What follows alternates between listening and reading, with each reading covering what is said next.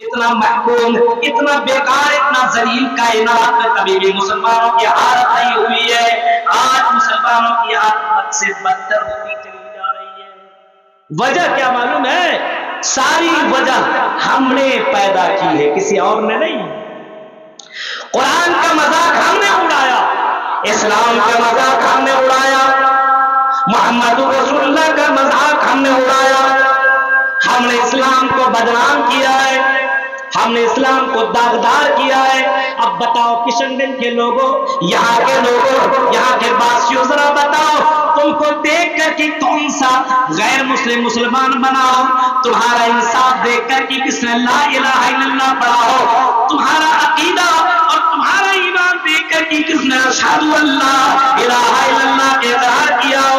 آج مسلمانوں کو دیکھنے کے بعد تو اچھا یہ اسلام ہے، اس سے اچھا تو ہمارا دھرم ہے، اس کے یہاں تو ظلم و زیادتی ہوا کرتی ہے، یہ بھی تو غریبوں کے سے پیسہ لیتے ہیں، غریب کے بیٹوں سے شادی کر رہے ہیں، وہاں سے بھی خوب لے رہا ہے، تم چندہ کر کے لا کر کے تو پھر بھی ہم کو مال دو، پھر بھی ہمیں دولتیں دو۔ اب بتائیے مسلمانوں کی حالتوں کو دیکھ کر کے آج غیر مسلم مسلمان نہیں ہو رہا ہے، کیونکہ مسلمان اتنے بیکار ہو چکے ہیں، چاہے وہ عوام ہو، چاہے وہ اونچے لیول کے مسلمان ہو، دونوں کی حالتیں یہی ہے، مرد ہو یا عورت، دونوں کی حالتیں یہی ہے کہ اسلام اس کی زندگی سے دکھتا نہیں۔ پتہ چلتا مسلمان ہے،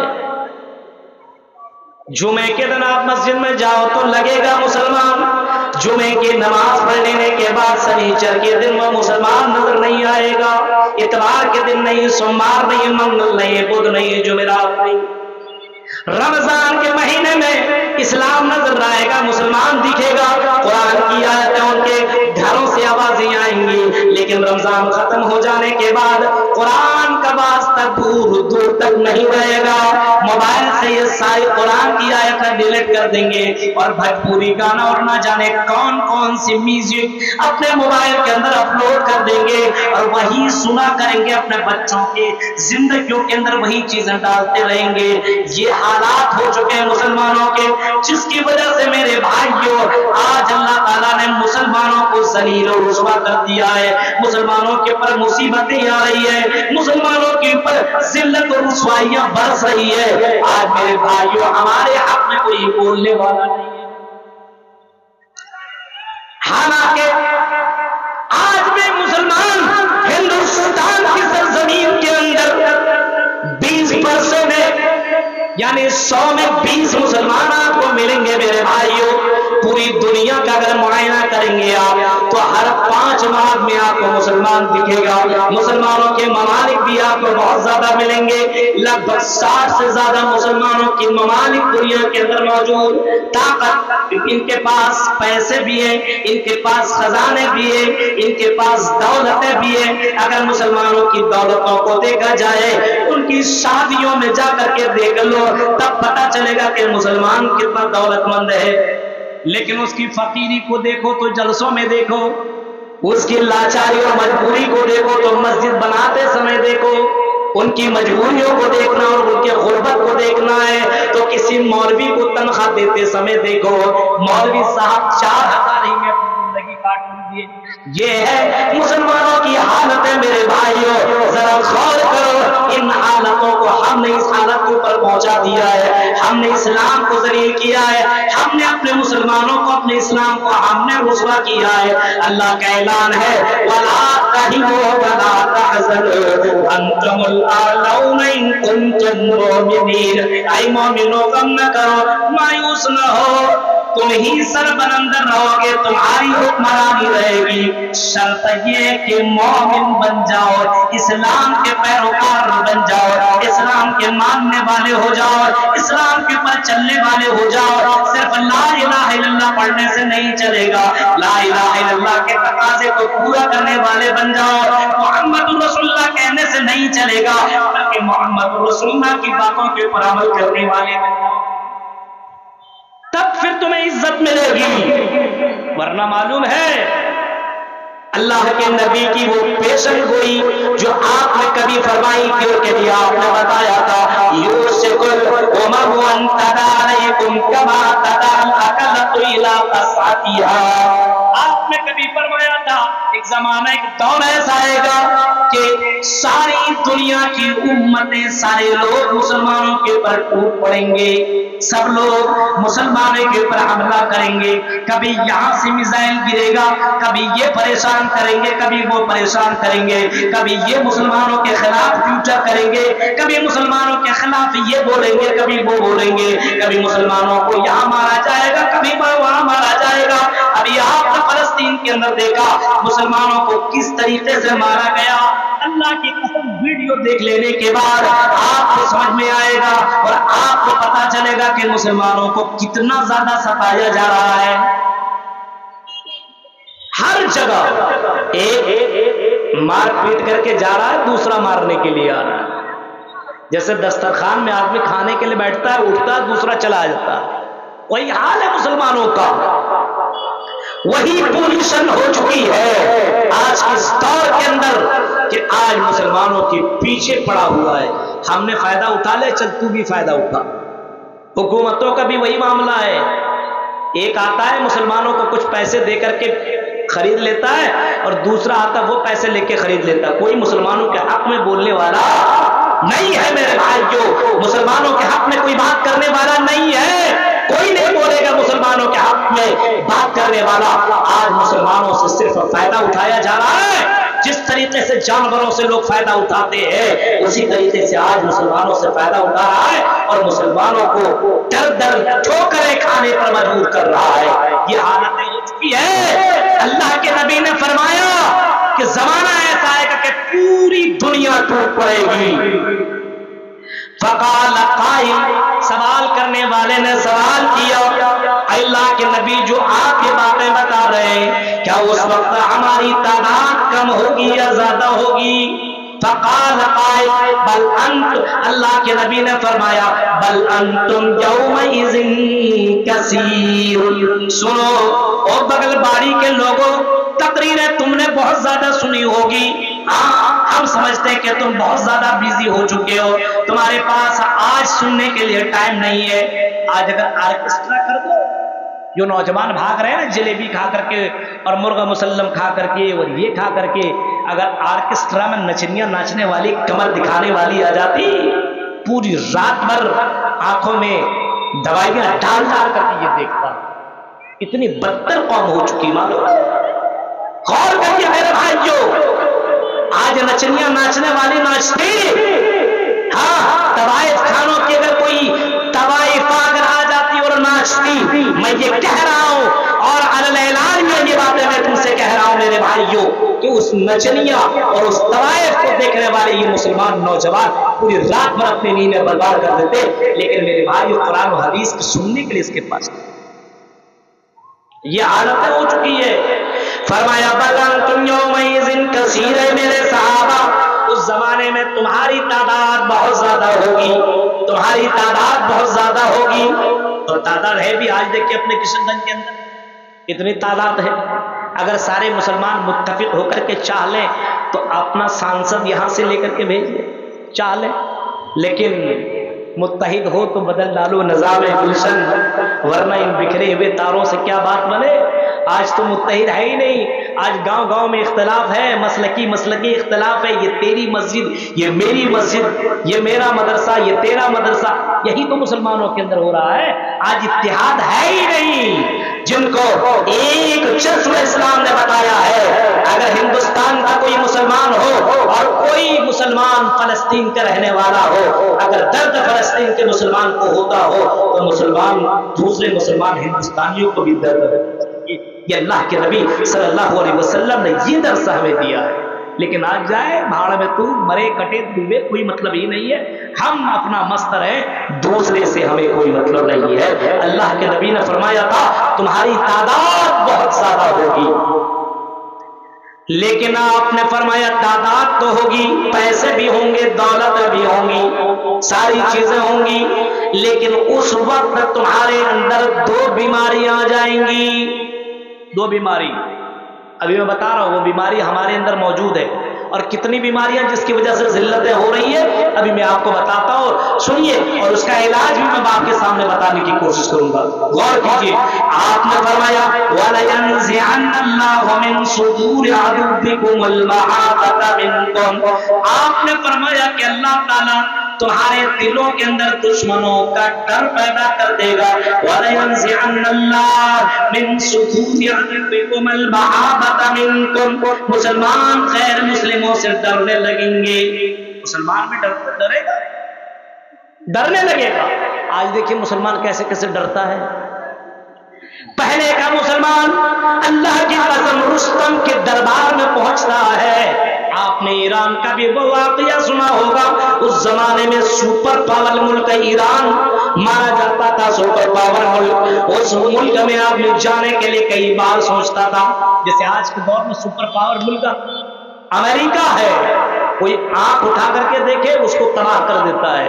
اس دور میں ایران سب سے پاورفل ملک مانا جاتا ہے۔ جب ایران کے اس بادشاہ رستم نے جب دیکھا کہ مسلمانوں کی فوجیں یہاں وہاں جا کر کے جنگیں لڑ رہی ہے، تو مسلمان کا ایک قاصد پہنچا ایران کے پاس، ایران بادشاہ کے پاس، ربیع بن عامر۔ اور ربیع جب پہنچتے اس وقت وہاں کا بادشاہ رستم نے اپنا دربار کو اتنا بہترین سجایا، اتنا خوبصورت طریقے سے اس کو آراستہ اور پیراستہ کر دیا کہ آدمی دیکھنے کے بعد تنگ رہ جائے، ارے کیا چیز ہے یار۔ آدمی سجاتا، کبھی کبھی شادیوں میں دیکھیے لگے گا یہ امبانی کا بیٹا ہے، ایسے سجاتا ہے، اتنا بہترین طریقے سے سجایا، قالین زبردست قسم کے، سونے کے پانی یا سونے سے جگہ جگہ پہ اس طریقے سے اس کو آراستہ اور پیراستہ اتنا مزین کر دیا کہ دیکھنے والا دنگ رہ جائے۔ پہنچا مسلمانوں کا قاصد، پہنچنے کے بعد تلوار لیا ہوا، پھٹا پرانا کپڑا پہنا ہوا پہنچتا ہے، اور پہنچنے کے بعد جب رستم اس کو دیکھتا تو دیکھتا ہی رہ جاتا ہے کہ اس کے اندر کوئی ڈر خوف ہے ہی نہیں، اتنے بڑے بادشاہ ہیں ہم، اتنا زبردست ہم نے سجایا ہے، ہماری سجاوٹ کو دیکھ کر کے اور ہمارا رعب و دبدبہ دیکھ کر کے اس کے اندر ذرہ برابر فرق نہیں پڑ رہا ہے، کیا معاملہ ہے؟ جواب دیتا ہے، اے رستم تم سے ڈرتا ہوگا، پوری دنیا ڈرنے والی ہوگی، ہم مسلمان تم سے ڈر نہیں سکتے، ہم صرف اللہ سے ڈرا کرتے ہیں۔ تمہاری یہ خوبصورتی دیکھ کر کے یہ دوسرے لوگ تعجب میں پڑ جائیں گے، تمہارا دیوانہ ہو جائیں گے، تمہارا غلام بن جائیں گے، ہمیں ان قالین سے کوئی لینا دینا نہیں ہے، ادھر تو بھائی، ہمیں ان قالینوں سے کوئی لینا دینا نہیں ہے، تمہارا اس بلڈنگ سے ہمیں کوئی مطلب ہی نہیں ہے۔ اے رستم سن، ہم دنیا کے اندر لوگوں کے دلوں میں توحید پیدا کرنے کے لیے آئے ہوئے ہیں، ہم اللہ کی طرف، اللہ کے بندوں کو اللہ کی طرف بلانے کے لیے آئے ہوئے ہیں، ان کی بندوں کو بندگی دکھانے کے لیے، بتانے کے لیے آئے ہیں، ہم بتانے کے لیے آئے ہیں کہ اللہ تعالیٰ نے انسانوں کو پیدا کیا ہے، وَمَا خَلَقْتُ الْجِنَّ وَالْإِنسَ إِلَّا لِيَعْبُدُونِ، ہم بتانے کے لیے آئے ہیں کہ اللہ نے ہمیں پیدا کیا اپنی عبادت، اپنی بھکتی اور اپنی پوجا کے لیے پیدا کیا ہے، اسی وجہ سے ہم مسلمان دنیا میں آئے ہیں، ہمارا کام ہے لوگوں کو بھلائی کی طرف دعوت دینا، ہمارا کام ہے لوگوں کو برائی سے بچانا، ہمارا کام ہے لوگوں کو انصاف کی طرف بلانا، ہمارا کام ہے لوگوں کو ظلم سے روکنا، ہمارا کام ہے اتیاچار کرنے والوں کو روکنا، ہمارا کام ہے انصاف کرانا، ہمارا کام ہے غلط کاموں کو روکنا، ہمارا کام ہے اچھا کام کرنا اور اچھے کام کی دعوت دینا، یہ ہمارا کرتویہ ہے، یہ ہمارا کام ہے۔ ہم دنیا میں حکومت چھوڑو، ہم دنیا میں لوگوں کو اللہ کی طرف بلانے کے لیے آئے۔ رستم سن کر کے دنگ رہ گیا میرے بھائیوں۔ آج کسی مسلمان کو کوئی مکھ منتری بلا لے اپنے یہاں بہت بھاشن کرے گا، مکھ منتری جانے کے پاس تھوڑا سا ایک پرجا دے دیا یا ایک چیک کاٹ دیا، سب اسلام بھول جائے گا، اسی کے گیت گاتا رہے گا، اسی کے فیور میں بات کرتا رہے گا۔ دیکھیے بہت ساتھ میں بکا ہوا ہے، بہت ساتھ میں مسلمانوں کو جو دشمن ہے اس کے حق میں باتیں کرتا ہے، کیوں؟ وہ نوٹ کے چکر میں بک چکا ہے، وہ دنیا کی محبت میں اپنا ایمان بیچ دیا ہے۔ میرے بھائیوں تصور کرو، ہونا تو یہ چاہیے تھا مسلمانوں کو کہ آج مسلمان لوگوں کو اللہ کی بندگی کی طرف بلائے. اب بلائے گا کہاں سے جب خود بندہ اللہ کی عبادت نہیں کر رہا ہے تو دوسروں کو اللہ کی عبادت کے لیے کہاں سے دعوت؟ یہ حال ہو چکا ہے ڈر کی وجہ سے. ڈر اسی وجہ سے پیدا ہو گیا کیونکہ بندے کے اندر ایمان ہی نہیں رہا, اللہ کا خوف نہیں رہا, اللہ کا مقام نہیں رہا. آج بندہ سے ڈر رہا ہے, حالانکہ بندہ کو اللہ سے ڈرنا چاہیے, لیکن بندہ سے ڈر رہا ہے, بندہ حکمرانوں سے ڈرنے کی کوششیں کر رہا ہے. آج یوٹیوب کے اندر ایک ویڈیو آیا, ہو سکتا ہے آپ لوگوں کے پاس بھی آیا ہو, اس کو باندھ دیا گیا ہے چاروں طرف سے اور چاروں طرف کفار ہیں. اب نہ تک اس کو مارنے والے ہیں. اس وقت اس سے باقاعدہ بولا جاتا ہے کہ تم اللہ کا انکار کر دو. اس نے کہا کہ مجھے شہید ہو جانا گوارا ہے, لیکن میں اللہ کا انکار نہیں کر سکتا ہوں. بتائیے میرے بھائیو, ایسے بھی کچھ مسلمان موجود ہیں, لیکن آج مسلمانوں کے اندر یہ حالت ہو چکی ہے کہ اللہ کو چھوڑ کر کے غیروں کی عبادتیں ہو رہی ہیں. اسی وجہ سے غیروں کا ڈر ہمارے دلوں کے اندر پیدا ہو گیا. آج مسلمان کس سے ڈرتا ہے؟ بھوت سے, پریت سے, ڈائن سے, چڑیل سے, ان نوٹنکیوں سے, ان پاکھنڈی مولویوں سے. میرے بھائی جو مسلمان کے اللہ کے علاوہ کسی سے ڈر سکتا ہے نہیں. آپ نے فرمایا لوگوں, اللہ کے نبی صلی اللہ علیہ وسلم نے کبھی کسی سے کہا تھا کہ صرف اللہ کا ڈر اپنے دل کے اندر پیدا کر. اتق اللہ حیث ما کنت, اے معاذ ابن جبل تم جہاں کہیں رہنا تم اللہ سے ڈرتے رہنا. صرف اللہ سے ڈرنا, دنیا والا دیکھے یا نہ دیکھے, دل کے اندر یہ پیدا کر لینا کہ میرا اللہ مجھے دیکھ رہا ہے. کوئی ظلم کرنے سے پہلے اللہ کا خوف اپنے دل کے اندر پیدا کر لینا. شراب پینے سے پہلے اللہ کا ڈر اپنے دل کے اندر پیدا کر لینا. زنا کرنے سے پہلے, غلط کام کرنے سے پہلے اپنے دلوں کے اندر اللہ کا ڈر پیدا کر لینا. اتق اللہ حیث ما کنت, اے معاذ بن جبل جہاں کہیں رہنا تم اللہ سے اللہ کا خوف اپنے دلوں کے اندر پیدا کر لینا. اللہ کے نبی ایک صحابی کو ضرور آپ نے بتایا, لیکن وہ حدیثات بھی ہمارے سامنے موجود ہیں. یعنی اللہ کے نبی پوری امت مسلمہ سے یہی خطاب کرتے ہوئے کہہ رہے ہیں, اے مسلمانوں تم جہاں کہیں رہو تم اللہ سے ڈرتے رہنا. آج اللہ سے کہاں ڈر رہا ہے؟ گھر میں چھوڑیے, جلسوں کے اندر بھی اللہ سے نہیں ڈر رہا ہے. جلسوں میں کتنے لڑکا لوگوں کو دیکھتا ہوں, آتا ہے گھر ایسے سے موٹر سائیکل چلائے گا, اچھی خوبصورت لڑکی کو دیکھا اسی کے پیچھے زیادہ بھگائے. ڈر بتائیے کتنا زیادہ جانور سے بھی بدتر ہو چکا ہے یہ قوم. نوجوانوں کو ہو کیا گیا جو اپنی بہنوں اور اپنی بیٹیوں کی حفاظت خود نہ کرتا ہو اور انہی کے چکروں میں آ کر کے جلسوں میں بیٹھنے کی کوششیں نہ ہو رہی ہو. میرے بھائی کو تصور کیجیے آج اس قوم کو ہو کیا گیا ہے, ان نوجوانوں کو. اور کبھی کہا تھا صلاح الدین ایوبی نے, کبھی کہا تھا اگر کسی قوم کو تباہ و برباد کرنا ہو, کسی قوم کو ذلیل رسوا کرنا ہو اور کسی قوم کو اس دنیا سے ختم کرنا ہو تو اس قوم کو کچھ کرنے کی ضرورت نہیں ہے, بم بارود چلانے کی ضرورت نہیں ہے, مارنے کی ضرورت نہیں ہے. بلکہ کہا تھا حضرت صلاح الدین ایوبی نے کہا تھا اس قوم کے نوجوان لڑکوں اور لڑکیوں کو بے حیا بنا دو, اس کے اندر بے حیائی پیدا کر دو, اس کو بے حیا بنا دو, بے غیرت بنا دو. وہ قوم یوں ہی مر جائے گی, اس قوم کے اوپر بم بارود چلانے کی ضرورت نہیں ہے. آج مسلمان بے حیا ہو چکا ہے, آج اس کی بہن غلط کرتی ہے, بھائی کو کوئی فرق نہیں پڑتا, باپ کو فرق نہیں پڑتا, بیٹا غلط کر رہا ہے, بہن غلط کر رہی ہے, بھائی کو کوئی فرق نہیں پڑ رہا ہے. میرے بھائیوں رشتہ دار سماج کے لوگ غلط کرتے ہیں, سماج والے کو کوئی فرق نہیں پڑتا, وہاں کا مکھیا, وہاں کا پردھان, وہاں کا لوگ جو مین آدمی ہوتا ہے اس کو کوئی فرق نہیں پڑ رہا ہے. یہ بے حیائی کی انتہا ہو چکی ہے میرے بھائیوں. اسی وجہ سے یہ قوم ذلیل اور رسوا ہو چکی ہے, اس قوم کے اوپر مصیبتیں آ رہی ہے. اللہ تعالیٰ کہیں فرماتا ہے, وَإِذَا اللہ تعالیٰ فرماتا ہے, قرآن کریم کی ان آیتوں کو ذرا پڑھ لیجئے, خدا نے آج تک اس قوم کی حالت کو نہیں بدلا. نہ ہو جس کو کی حالت کو بدلنے کا. ہاں غور کیجیے میرے بھائیوں، یہ حالتیں مسلمانوں کی ہو چکی ہے. آج غیروں کا ڈر ہمارے دلوں کے اندر آ چکا ہے. آج مسلمان غیروں سے ڈرنے لگا ہے. غیروں سے چھوڑیے، بلیوں سے ڈرنے لگا. وہی عقیدہ آ گیا مسلمانوں میں. غیروں کو دیکھ دیکھ کر کے بلی سامنے سے گزری، اب یہ غیر مسلم رک جائے گا. کیوں؟ ارے کوئی انہونی ہو جائے گا، کچھ نہ کچھ خطرہ ہے. اب یہی عقیدہ مسلمانوں کے اندر آ چکا ہے.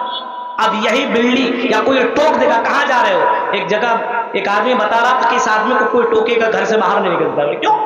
کہا کہ اس کو انہونی سمجھتا، اگر ٹوک دیا کسی نے تو گڑبڑ ہی ہو جائے گا. اب کوئی اگر ٹوک دے گا کہاں جا رہے ہو، اور جا رہا پچھم تو نکل جائے گا پورا بھاگ، تم نے ٹوکا ہم جائیں گے ہی نہیں. یہ حالتیں ہو چکی ہے. مسلمانوں کا عقیدہ بہت گڑبڑ ہے. عقیدہ بڑا ہی کمزور ہو چکا ہے. عقیدے کے اندر گڑبڑی آ چکی ہے. اس وجہ سے میرے بھائیو مسلمان ذلیل و رسوا ہو چکے. غور کیجیے آپ، فرمایا تمہاری تعداد تو زیادہ ہوگی لیکن تمہارے اندر ایک بیماری ہوگی. اس بیماری کا نام تمہارے اندر غیروں کا ڈر پیدا ہو جائے گا. اور دوسری بیماری جو ہوگی، اللہ کے نبی فرماتے وَلَيَقْذِفَنَّ اللَّهُ فِي قُلُوبِكُمُ وَلَيَقْذِفَنَّ اللَّهُ، اللہ تبارک و تعالیٰ تمہارے دلوں کے اندر ایک بیماری مسلط کر دے گا. اس بیماری کا نام وہن ہوگا. صحابہ نے پوچھا یا رسول اللہ وَمَا الْوَهْنُ، یا رسول اللہ، اللہ کے نبی یہ وہن کون سی بیماری ہے؟ جواب میں محمد رسول اللہ نے فرمایا تھا حب الدنیا وکراہیت الموت. آپ نے فرمایا مسلمان اگر ذلیل ہوں گے، رسوا ہوں گے، بے عزت ہوں گے، ان کو جانوروں سے بدتر سمجھا جانے لگے گا. اس کا کارن، اس کی وجہ یہ ہوگی کہ مسلمانوں کے دلوں کے اندر دنیا کی محبت آ جائے گی. دنیا کی محبت رچ بس جائے گی. دنیا کی محبت اس کے دلوں کے اندر بیٹھ جائے گی اور وہ آخرت کو بھول جائیں گے. وہ موت کو ذرہ برابر یاد نہیں کریں گے. آج دیکھیں دنیا کی کتنی محبت ہے، دنیا کی کتنی محبت ہے. آج دیکھ لیجیے آپ، دنیا کی محبت کو پانے کے لیے اور دنیا کو پانے کے لیے آدمی صبح 4 بجے اٹھ سکتا ہے، اٹھے گا. اگر کوئی بولے گا کشن گنج کے اندر تمہیں 10,000 روپیہ دیں گے صبح 4 بجے آ جانا، وہ پیسہ پانے کے لیے 4 بجے نکل جائے گا اس ٹھنڈ میں. لیکن اللہ کہتا ہے الصلاۃ خیر من النوم، اے میرے بندو نیند سے بہتر نماز ہے. آؤ مسجدوں میں، یہ نماز تمہیں جنت تک پہنچائے گی. یہ نماز تمہیں بے حیائیوں اور برائیوں سے روکے گی. یہ نماز جنت کی کنجی ہے. آؤ مسجدوں کی طرف آؤ. لیکن آج فجر کے وقت اپنے مسجدوں کا جائزہ لو. اے مسلمانوں، مسجد ویران پڑی ہوئی ہے. کیا 10,000 کی اہمیت تمہاری نظر میں 10,000 کی اہمیت مسجد 10,000 کی اہمیت نماز سے زیادہ بڑھ چکی ہے؟ میرے بھائیوں، یہ حالات مسلمانوں کے ہو چکے ہیں. ہو دنیا، فرمایا دنیا سے بڑی محبت ہو جائے گی، وکراہیت الموت، اور موت سے لوگوں کو نفرت ہو جائے گی. آج دنیا دنیا دنیا لگا ہوا ہے. چاہے جیسے بھی ہو دنیا آنی چاہیے، دنیا آنی چاہیے. شادی بیاہ میں دیکھیے دنیا کو پانے کے لیے کون سا طریقہ نہیں اپناتا ہے. کہیں کسی کا رشتہ لگا اور وہاں پہ ڈیمانڈ کم دے رہا ہے، پیسہ کچھ کم دے رہا ہے، اور کسی دوسری جگہ سے رشتہ آ گیا اور وہاں سے پیسہ زیادہ مل رہا ہے، اس کو ڈیلیٹ مار دیا رشتہ کو اور پیسے کے چکر میں دوسری جگہ نکاح کر دیا. یہ آپ کے یہاں نہیں ہو رہا؟ یہ کیا مسلمان ہے؟ یہ دنیا کی محبت نے، دولت کی لالچ نے انسان کو حرام خوری کرنے پر آمادہ کر دیا ہے. حرام خور بنا دیا ہے میرے بھائیوں، حرام خور بنا دیا ہے مسلمانوں کو. دنیا کی محبت نے مسلمانوں کو تباہ و برباد کر کے رکھ دیا ہے.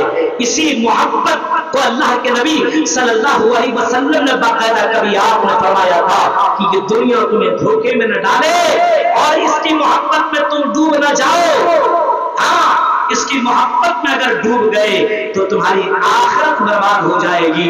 اگر اللہ کے نبی صلی اللہ علیہ وسلم دولت سے محبت کرتے، دنیا سے محبت کرتے، تو اللہ کے نبی صلی اللہ علیہ وسلم پہاڑ کو بھی سونا کروا سکتے تھے، اور اللہ سے دعا کر کے پہاڑ کو بھی سونا کروا سکتے تھے۔ اللہ کے نبی بہترین قالین اور بستروں کے اندر سو سکتے تھے، لیکن آپ کو جب پوچھا گیا اور سوال کیا گیا ہے محمد صلی اللہ علیہ وسلم آپ ہمارے سردار ہیں، ہمارے آقا ہیں، ہمارے بادشاہ ہیں، اے محمد صلی اللہ علیہ وسلم آپ کے لیے ہم نرم گرم بستر لا کر کے دے دیں، آپ کو ہم قالین لا کر کے دے دیں، آرام میں بستر لا کر کے ہم کے پاس رکھ دیں۔ آپ نے جواب دیا تھا میرے صحابیوں کیا کہہ رہے ہو، کیا کہہ رہے ہو، یہ دنیا سے ہمیں کیا مطلب، دنیا کی چیزوں سے ہمیں کیا لینا دینا ہے، ہم دنیا کے اندر مسافر بن کر کے آئے ہیں، تھوڑا سا آرام کر لیتے ہیں پھر نکل جائیں گے، کہیں آرام دہ بستروں کے اندر میں سو گیا ہوں، کہیں میری تہجد کی نماز چھوٹ گئی تو میں اللہ کے یہاں کیا جواب دوں گا، کہیں میری فجر کی نماز چلی گئی تو میں اللہ کے یہاں کیا جواب دوں گا۔ میرے بھائیو تمہارا نبی اتنا زیادہ آخرت کی فکر کرنے والا تھا، تمہارا نبی اتنا زیادہ نماز کی فکر کرنے والا تھا، میرے بھائیو تمہارا نبی اتنا زیادہ دنیا سے دور رہنے والا تھا، تمہیں کیا ہو گیا ہے کہ دنیا کی دولت میں اور دنیا کی محبت میں اتنا گرفتار ہو چکے ہو کہ سسرال سے تمہیں کچھ بھی مل جائے، حرام چیزیں مل جائے تب بھی لینے کے لیے تیار۔ آج دیکھیے کئی جگہوں میں یہاں چلتا ہے کہ نہیں چلتا ہے، دولہے کو سونے کی چین دی جاتی ہے، بٹن بھی دیا جاتا ہے، زندگی میں بٹن نہیں دیکھا سسرال سے لیتا ہے سونے کا بٹن، بتائیے سونے کا بٹن لے رہا ہے، چین لے رہا ہے۔ ہاں اب بتائیے مردوں کے لیے حرام ہے، لیکن دولت آ رہی ہے نا، آنے دو۔ پلنگ لے رہا ہے، اور جب پلنگ کی باتیں کرے گا برانڈ پلنگ چاہیے، عام پلنگ نہیں۔ گاڑی لینے کی بات کرو تو چوائس جا کر کے خود کرے گا، یہ نہیں چلے گا یہ چلے گا۔ اب اتنی اوقات ہے تو خود سے لے لے، سسرال والے کے سامنے جا کر کے اپنی بھوکار مارتا ہے۔ بتاؤ میرے بھائیو اگر تم کو لینا ہی ہے تو خود سے لو۔ یہ کہاں کا انصاف ہے کہ تم کو وہ بیٹی بھی دے، تمہاری زندگی کے اندر وہ سکون پہنچانے والی عورت بھی دے، ہاں، اور اسی گھر کے اندر تم ڈاکہ ڈال رہے ہو، اسی کے باپ کو تم پریشان کر رہے ہو، اسی کے گھر والے کو تم نوچ رہے ہو، تو بتاؤ میرے بھائی تم سے بڑھ کر کے کوئی ڈکیت بھی ہو سکتا ہے، کوئی لٹیرا بھی ہو سکتا ہے؟ نہیں ہو سکتا ہے میرے بھائیو۔ یہ حالات مسلمانوں کے ہو چکے ہیں۔ آج حرام خوری دنیا کی محبت میں لوگوں کو حرام خور کرنا، یہ حالتیں ہو چکی ہے۔ حب الدنیا و کراہیت الموت، فرمایا دنیا کی محبت رچ اور بس جائے گی، دنیا کی محبت دلوں میں آ جائے گی۔ مردوں کے اندر بھی یہ محبت تو عورتوں کے اندر بھی دنیا کی محبت کم نہیں ہے۔ ان عورتوں کے پاس بھی دنیا کی بڑی زیادہ محبت آ چکی ہے۔ اپنے شوہروں سے یہ میک اپ کا تو سوال کرے گی، اپنے شوہروں سے الگ الگ ڈیمانڈ تو کرے گی، لیکن کبھی اپنے شوہروں سے یہ نہیں کہے گی اے میرے شوہر جنازہ، اے میرے شوہر مصلی لا دو میں نماز پڑھوں گی، اے میرے شوہر گھر کے اندر نماز پڑھنے کا مصلی نہیں ہے، گھر کے اندر نماز پڑھنے کے سامان ہمارے پاس نہیں ہے، نقاب لا دو، حجاب لا دو، ہم بے پردہ ہو کر کے راستوں میں نکلتے ہیں، دوسروں کی نظریں ہمارے اوپر آ جاتی ہے، گناہ ہمیں ملتا ہے، آپ کو ملتا ہے، ہم نقاب میں چلیں گے کیونکہ اللہ کے نبی صلی اللہ علیہ وسلم نے نقاب میں چلنے کا حکم دیا، حجاب کا حکم اللہ کے نبی نے دیا ہے، اس وجہ سے حجاب ہم کیا کریں گے۔ کبھی عورتوں نے اپنے شوہروں سے یہ کہتے ہوئے آپ اپنی عورتوں کو آپ نے کبھی نہیں سنا ہوگا اے میرے شوہر گھر کے اندر قرآن نہیں ہے، ذرا قرآن کے نسخے لا کر کے رکھ دو، اے میرے شوہر گھر کے اندر اسلامی کتابیں نہیں ہیں، اسلامی کتابیں لا کر کے رکھ دو، ان کو بس دنیا کی دولت چاہیے، یہ میک اپ لا دو، یہ چوڑیاں لا دو، یہ چیزیں لا دو، وہ چیزیں لا دو۔ میرے بھائیوں مردوں کے اندر بھی دنیا کی محبت آ چکی تو عورتوں کے اندر بھی دنیا کی بڑی زیادہ محبت آ گئی ہے۔ آج دیکھو ان جلسوں کے اندر بھی تم دیکھو میرے بھائیوں کتنی محبت ہے، عورتیں جو جلسوں کے اندر آیا کرتی ہے، اتنے قانون نافذ کرنے کے باوجود یہ عورتیں ضرور بازاروں کے اندر جائیں گی، یہ عورتیں ضرور میک اپ کا سامان خریدے گی، جلیبی خریدے گی، چوڑیاں خریدے گی، اور اور اسی طریقے سے طرح طرح کے سامان خریدا کرے گی. آئی عورتوں جلسوں کے اندر جو تم آتی ہو اور تمہارے لیے الگ سے پنڈال لگایا جاتا ہے, اتنا زیادہ خرچ کیا جاتا ہے, کیوں کیا جاتا ہے؟ تاکہ تمہیں قرآن و حدیث کی باتیں سننے کو مل جائے. لیکن اس کے باوجود ان عورتوں کی دلوں کے اندر دنیا کی محبت اتنا بیٹھ چکی ہے کہ ان کو قرآن و حدیث سے ذرہ برابر لگاؤ نہیں ہے, اور یہ بازاروں میں اپنا ٹائم گزارے گی. 2 بجے 3 بجے تقریر کرتے اگر میں نکلتا ہوں تو عورتوں کو میں نے جلیبیاں خریدتے ہوئے پایا, میں نے عورتوں کو لڑکوں کے ساتھ انجوائے کرتے ہوئے میں نے دیکھا ہے. میرے بھائیوں, مردوں کے اندر بھی دنیا کی محبت, عورتوں کے اندر بھی دنیا کی محبت. غور کرو, ذرا بتاؤ جب اتنی محبت آ چکی ہے تو اللہ رب العالمین اپنی رحمتیں کہاں سے اتارے گا, اپنی برکتیں کہاں سے اتارے گا؟ اللہ کے نبی نے فرمایا جب دنیا کی محبت آ جائے گی تو اللہ تعالیٰ تمہیں ذلیل و رسوا کر دے گا. آج ہم ذلیل و رسوا ہو چکے ہیں, محبت دنیا کی محبت میں لے ڈوبا ہے. غور کیجئے میرے بھائیوں, آج ہم ذلیل و رسوا ہیں کیونکہ ہمیں دنیا سے بڑی محبت ہے. حالانکہ یہ دنیا زیادہ دن تک رہنے والی نہیں ہے. کب تک رہے گی آپ کے لیے؟ 50 سال, 60 سال, 70 سال. بوڑھے ہو جاؤ تو دوسرے لوگ کہیں گے بڑھوا مرتا کیوں نہیں ہے, پہلے ڈسٹرب کرتا ہے, ٹینشن دیا رہتا ہے, بوڑھا مر جائے جلدی سے, ہمیں ٹینشن میں مبتلا کر دیا. یعنی 70 سال کراس کر جانے کے بعد آپ کی کوئی حیثیت اس دنیا کے اندر نہ ہوگی میرے بھائی. اور اسی دنیا کے لیے تم تباہ و برباد ہو رہے ہو, اسی دنیا کے لیے اپنی زندگی برباد کر رہے ہو. ذرا غور کرو میرے بھائیوں, اللہ کے نبی نے فرمایا خود دنیا کی محبت آ جائے. محبت ہے, اور دنیا ہی کو تو محبت ہے, اور اس محبت میں بہت سی چیزیں آ رہی ہے. لڑکیوں سے جب محبت ہو جاتی دنیا ہی کے لیے نا, ماں باپ کو چھوڑ کے چلا جاتا ہے. یہ لڑکیاں جو محبت کرنے لگتی ہے مردوں کے چکر میں جہاں پھنس گئی, ایسا شکار اپنے آپ کو اس طریقے سے شکار کروا لیتی ہے کہ نہ اسے اسلام دکھتا ہے, نہ اسے ایمان دکھتا ہے, نہ اسے اپنے ماں باپ دکھتے, نہ گھر والے دکھتے. غیر ہی صحیح اس کے ساتھ بھاگ جانا گوارا ہے, کیونکہ اس نے دنیا دیکھی ہے, اس نے 4 ویلر دیکھی ہے, اس نے بلڈنگیں دیکھی ہے, اس نے غیروں کے یہاں پیسہ اور بینک بیلنس دیکھا ہے. اس دولت نے عورت کو اپنا ایمان بیچنے تک مجبور کر دیا ہے. اور ایسے قصے اور واقعات کئی آپ نے سنا ہے, اور کتنے واقعات ہو چکے ہیں کہ مسلم لڑکیاں دولت کی چکر میں اپنا ایمان بیچ کر کے غیروں کے ساتھ بھاگ چکی. یہ کوئی نئی باتیں اور کوئی غلط باتیں نہیں بول رہا ہوں, یہ ساری سچائیاں ہیں. اندور کی دھرتی پر دیکھو, اتر پردیش کے اندر چھوڑو, آپ کسی بنگال کی سرزمین کے اندر کتنی لڑکیاں غیروں کے ساتھ بھاگ رہی ہے, آپ کو کہاں معلوم کیوں بھاگ رہی ہے؟ ارے یہ مسلمان کیا دے گا, انجوائے تو اس میں ملنے والی ہے. شراب بھی ہے, ہاں دولت بھی ہے, یہ بھی ہے, وہ بھی ہے. یعنی دنیا کی محبت نے عورت کو اپنا ایمان بیچنے تک مجبور کر دیا. افسوس کی بات ہے میرے بھائیوں, سب افسوس کی باتیں ہیں. فرمایا حب الدنیا و کراہیت الموت, دنیا سے تو محبت ہوگی, اور دوسرا آپ نے فرمایا و کراہیت الموت, ان کو موت سے نفرت ہو جائے گی. موت اس کے بارے میں بولیے گا, موت کے بارے میں کبھی تذکرہ ہی نہیں کرے گا, موت کے بارے میں کبھی بات ہی نہیں کرے گا.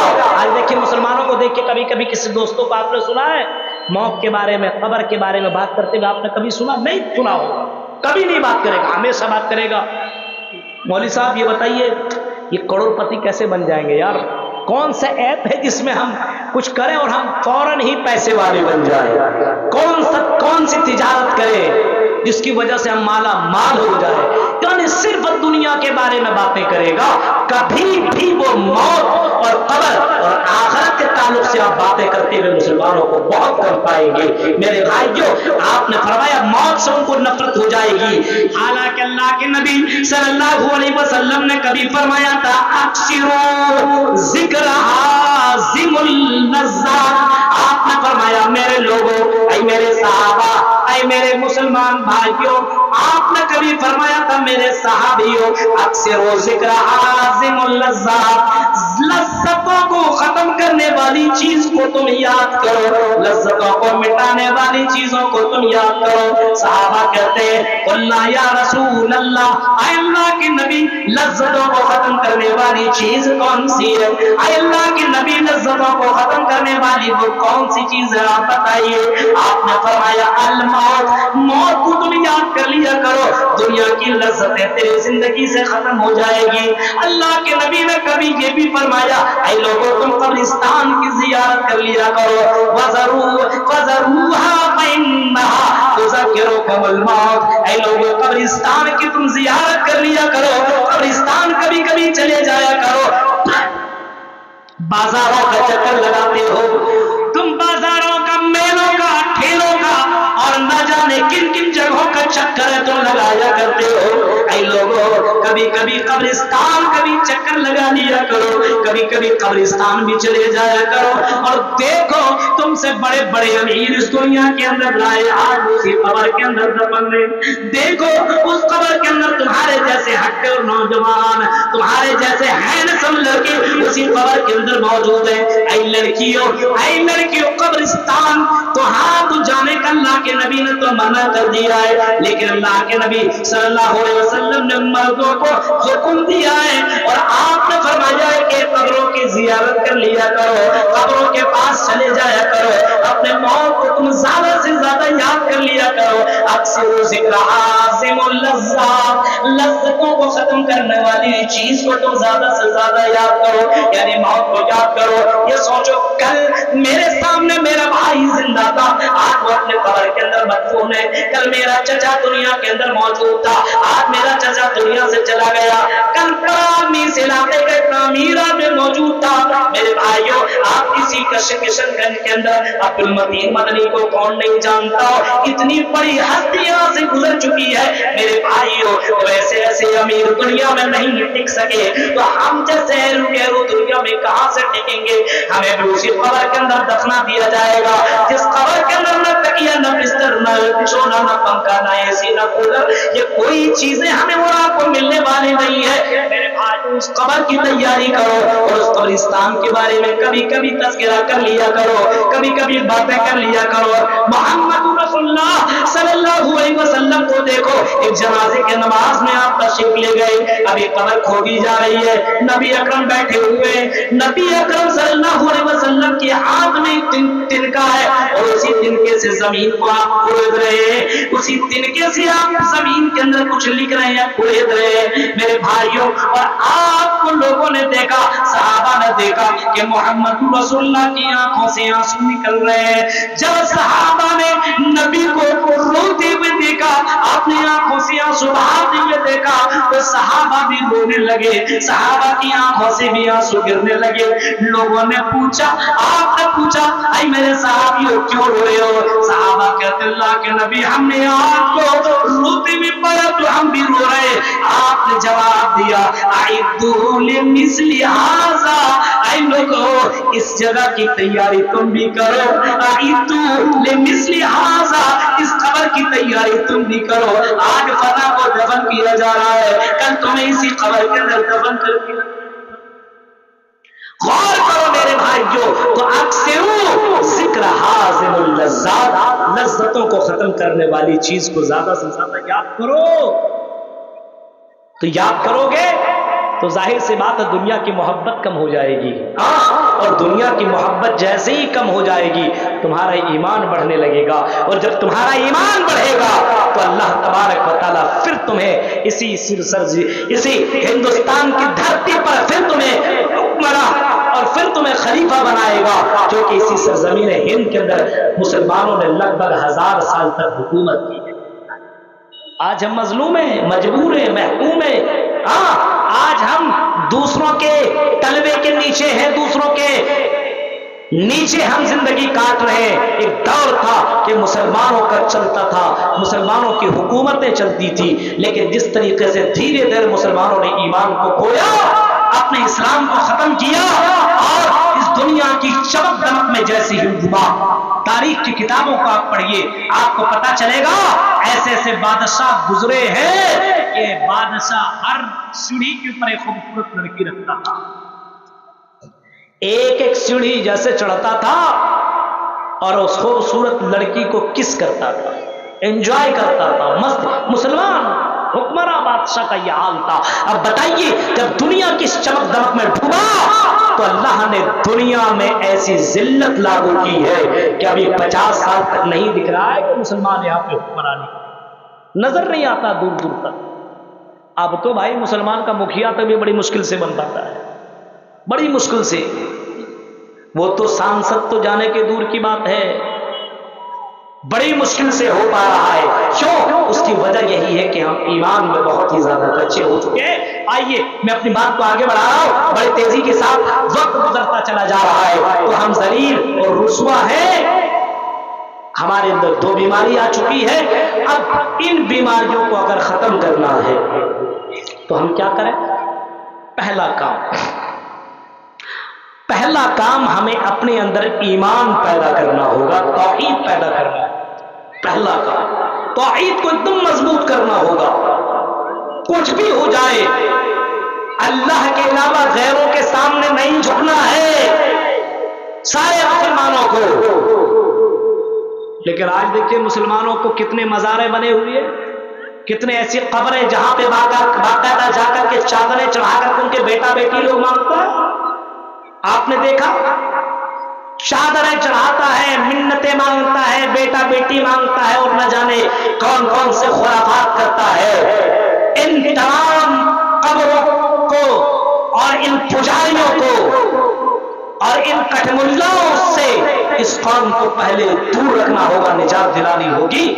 اور میرے بھائیو جب تک یہ قبر پجوا لوگ ختم نہیں ہوگا, جب تک یہ شرک کا یہ اڈے, شرک کے اڈے نہیں بند ہوں گے, جب تک یہ لوگوں کے اندر توحید پیدا نہیں ہوگا, جب تک ایمان مضبوط نہیں ہوگا, اللہ کے قسم ایسی رسوا اور ذلیل ہم ہوتے رہے.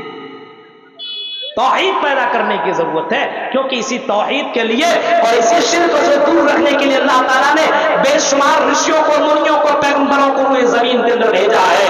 وَلَقَدْ بَعَثْنَا فِي كُلِّ أُمَّةٍ رَسُولًا أَنِ اعْبُدُوا اللَّهَ. ہم نے ہر امت کے اندر کوئی نہ کوئی رسول ہم نے بھیجا ضرور, اور رسولوں کو بھیجنے کا میرا مقصد یہی تھا. اللہ کہہ رہا ہے ہم نے رسولوں اور پیغمبروں کو یہ زمین اور دھرتی کے اندر اسی وجہ سے بھیجا ان اعبدوا اللہ, تاکہ ایک اللہ کی عبادت کرے. اے مسلمانوں, صرف رمضان میں اللہ کی عبادت نہ کرو بلکہ تم ٹھنڈی میں بھی اللہ کی عبادت کرو, گرمی میں بھی تم عبادت کرو, شادی سے پہلے بھی تم اللہ کی عبادت کرو, شادی کر لینے کے بعد بیوی کا غلام نہ بن جاؤ, جورو کا غلام نہ بن جاؤ, تم شادی کے بعد بھی تم اللہ کی عبادت کرتے رہو. اگر تم مزدور ہو, کام کرنے والے ہو, تب بھی تم اللہ کی عبادت کرو. ضروری نہیں ہے کہ مدرسے میں پڑھو تبھی تم اللہ کی عبادت کرو, بزنس کر رہے ہو تب بھی تم اللہ کی عبادت کرو. میرے بھائیو, اگر مرد ہو تب بھی عبادت کرو, عورتیں ہو تب بھی تم عبادت کرو, کیونکہ اس عبادت کے لیے تو اللہ تعالیٰ نے ہمیں اور آپ کو دنیا میں پیدا کیا ہے. جیسا کہ میں نے قرآن کی آیتیں پڑھی تھی, وَمَا خَلَقْتُ الْجِنَّ وَالْإِنسَ إِلَّا لِيَعْبُدُونَ. اے میرے بندوں سے تم میری عبادت کرو. اسی عبادت کے لیے تو اللہ تعالیٰ نے ہم انسانوں کو اس زمین کے اندر پیدا کیا ہے. مانگو تو صرف اللہ سے مانگو.